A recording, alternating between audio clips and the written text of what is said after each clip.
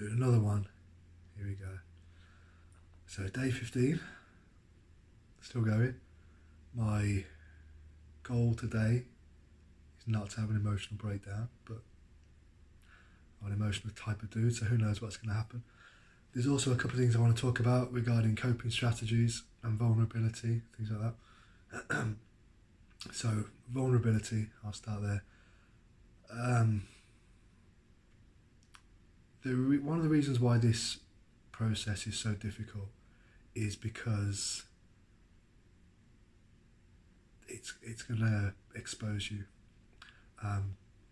What I mean by that, people often talk about how, angry they get at the thought of themselves, and they get repulsive at the thought of looking at yourself from the outside jerking off, and how disgusting it is. And I get all that, it's fine, it is. But there's something else going on as well. For most people, it's a fetal position when you're doing it. It's a cowering position. It's a scared position, because for a lot of people, myself included, and I'll tell you why briefly in a minute, and that's probably going to break me again, but for a lot of people, you're hiding pain from your past, and this has become a quick fix, a quick dopamine release that stops you thinking about that pain for a while, until you get to the point where it doesn't work anymore. So my personal circumstances were, like many others out there, childhood abuse, some minor sexual abuse, some fairly serious physical abuse, things which I didn't even clearly remember until recently, when I started going through psychotherapy and everything else. And for a long time with me, I've been in relationships, I'd never seem to have any problem attracting them. It's just keeping them around, because sex and intimacy and physical contact has a lot of negative connotations for me. It triggers anxiety, which then triggers a coping mechanism, which then triggers this. So even within a relationship, I'm taking salvation in this instead of taking salvation in the person. If you want to know more about that and addiction and things like that, I highly recommend this book, Cupid's Poison Arrow. Is that backwards? It's called Cupid's Poison Arrow by Marnia Robinson. It's a fantastic book. It talks about addiction and dopamine cycles and everything. But for a lot of people, it's going to be vulnerability. And as you go through this process of removing these dopamine pathways, your brain is going to fire these events back at you to remind you. Not that it's trying to hurt you. I mean, I do refer to it as a demon, but it's an automatic response mechanism. And all it's trying to do is get you to do the thing it thinks you need to trigger the dopamine. But you and I both know that that's a fool's game. It doesn't work forever, and it takes your life away. You have to let go of it at some point. I mean, it's still a struggle. It's going to be a struggle for a long time. As the Navy SEALs say, the only easy day is yesterday. I mean, yesterday wasn't easy. Yesterday was brutal, but lots of things I was expecting didn't happen, But David Goggins, this is a guy, I don't know if you've heard of him. He's like an endurance athlete. He does crazy shit. I mean, he talks about childhood trauma and stuff as well. And he's gone way past the point of sanity. He's just breaks his body constantly as a coping mechanism. Like, no one's recommending that, but he's still inspirational. But one thing he talks about is stress, chronic stress patterns in your body. He spoke about, he's a 6'1" dude, and at one point he was basically 5'9", because the psoas and all the musculature in this stress area cramped up so tight that he was pulling into himself.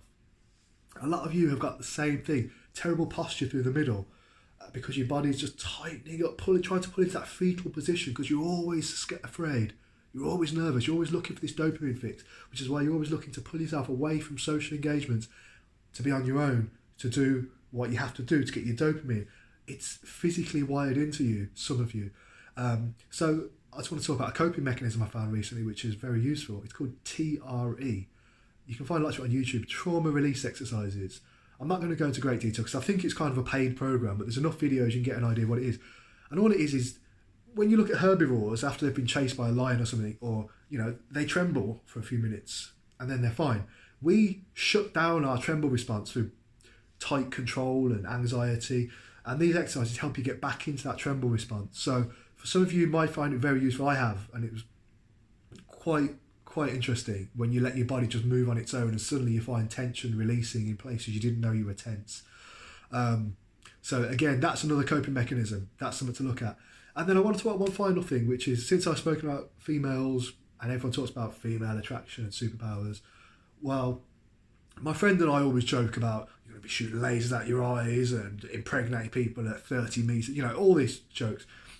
The reality is, how far do you want to go? I mean, are you trying to turn yourself into a monk? Are you genuinely trying to turn yourself into some demi-sex god? Is that what you want? Or are you just looking to find you? Are you looking to find that peaceful place in you where women are not threatening? Relationships are not threatening, you know? You can still withhold and do all the semen retention in a relationship. And I think that's what they talk about when they say hard mode. I'm not clued up on all this. Hard mode, I think, is when you avoid any sexual contact whatsoever. Now, for a lot of people, that's not going to be very interesting. Like, you don't want to go too far. You don't want to be some person who, you know, like these pickup artists, morons, who they just, that's it, I want to get women, I want to get women, I want to get... No, you want to be comfortable enough to be on your own, to where women want your company and you don't need to seek it. That's still something I'm searching for myself, because I still crave female attention. Like, because of the things in my past and because of whatever, I still don't feel complete without female attention. So I tend to bounce from one relationship to another to another. And as one has just died now, or it's in the final stages of dying, like, I don't necessarily want to rekindle it. And I don't necessarily want to move on to anything else. I want to get to that place where I'm just okay, you know? Like, that's how far I want to go. I don't want to be shooting laser beams out my eyes and saying, oh my God, guys, the superpowers are real. Like, I just want powers, you know? Forget superpowers. I just want to be me. I want to be happy being me, content being me. And if this is a path to that, don't you owe yourself that?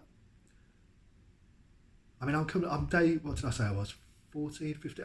I'm greyish. I'm probably at 15. I'd have to look at the other videos. The highest I've ever been is like 21, I think. So I'm entering that week again. I'm entering that danger zone. And I know it's going to be tough. I know, hopefully I've steeled myself a little bit better than before. But who knows? It's all up in the air, you know? I don't want to go through this process again because it messes with your emotions. It messes with your self-worth when you're looking at yourself in the mirror and you're saying, I failed again. Like a moment of weakness and like, now I have to start again. Am I ever going to make it? I don't want to go through that again. I want to power through. And it's not going to be easy. I know that. And some of you know that too. It's not going to be easy. I mean, I've been in this habit for a long time. Deep. You know.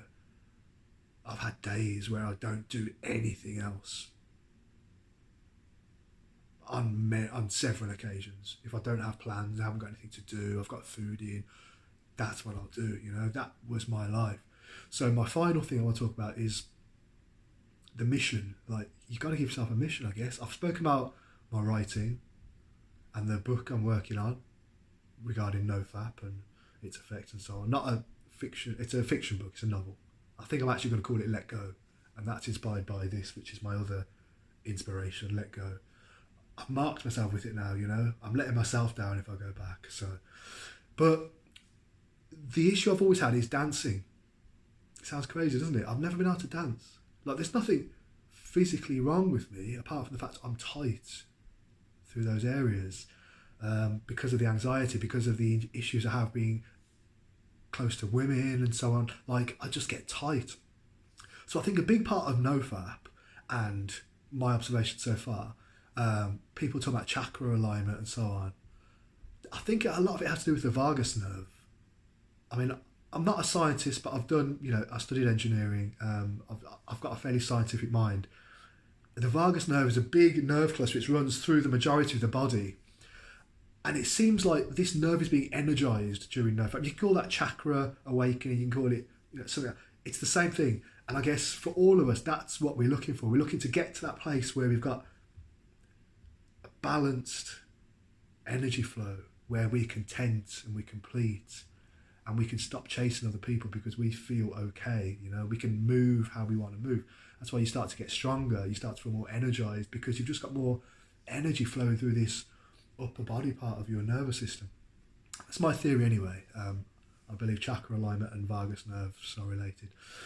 But anyway, yeah, I didn't break down, so thank you. Anyone who's had any childhood trauma out there, feel free to send a message privately or whatever, and I'll happily talk about things, because you can sit on these things all of your life, but they're going to come out at some point. You know, even if you don't see them coming out, they're going to come out. Whether it comes out of you pushing people away when they get too close, when it comes, you know, however it manifests, it's going to manifest. It doesn't go away. It locks itself into your body as a trauma pattern. So yeah, look at trauma release exercises. It's wonderful. Don't be afraid to talk about your things. Be aware that shit's going to come back during this period. Steel yourself for that, because it's just you firing back. Thank you guys. Still going. Day 22, here I come, first time ever. And once again, I'll see you on the other side.